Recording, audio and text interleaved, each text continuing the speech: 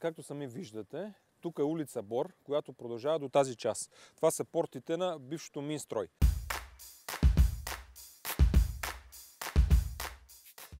Скромната ми идея е, това цялото нещо ще се разгради, защото е заградено общински терен. Използваме стария асфалт, който ще го фрезоваме. Върху него ще положиме нов асфалт с бордюри съответно и обезопасителни мантинели, с които ясната цел е да изведеме потокът от леки автомобили директно към Е80. По този начин да спасиме гражданите от предстоящите и сегашни задръствания.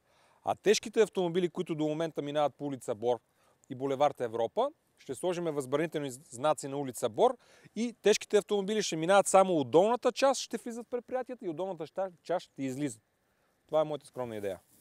Колко малко остава да излезем на магистралата. Това са около 400 метра път, с който спестяваме всички незгоди на гражданите и тежките автомобили ще влизат и ще излизат само от тази част. Няма да преминават по улица Бор и по булевард Европа. По този начин ще има спокойствие, което считам, че заслужаваме.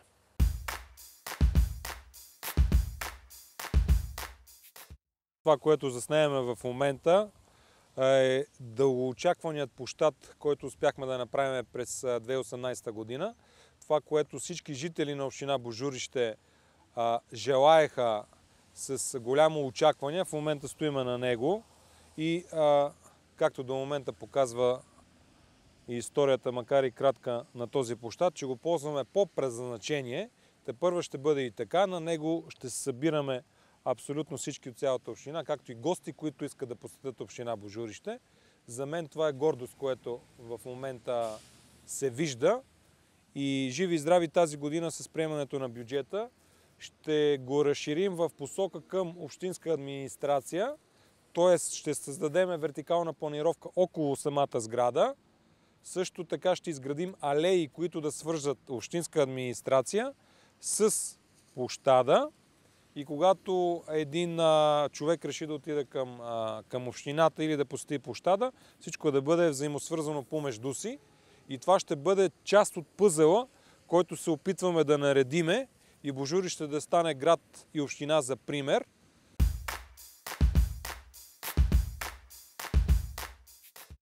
В момента се намираме в село Порлеша и както преди малко видяхте, цялата главна улица на селото е в лошо състояние, но предвиждам тази година с подмяната на главния водопровод около 2 км и когато успеем да го подменим, живи и здрави, до година да се преасфалтира улицата и да придобие облик на селото, който смятам, че заслужава. Така че почваме от водопровода и след това вече почваме и с асфалтирането.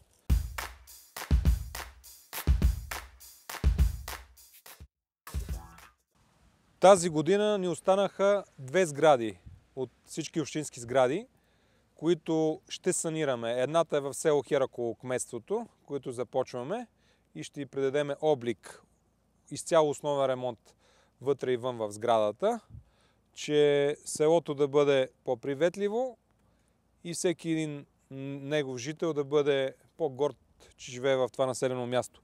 Също така виждате и сградата на поликлиниката. Тя е втората общинска сграда, която тази година ще санираме и с нейното приключване изцяло завършваме до края на този мандат. Абсолютно всички общински сгради ще бъдат в прекрасен вид за ползване от своите граждани, с което изключително много се гордея.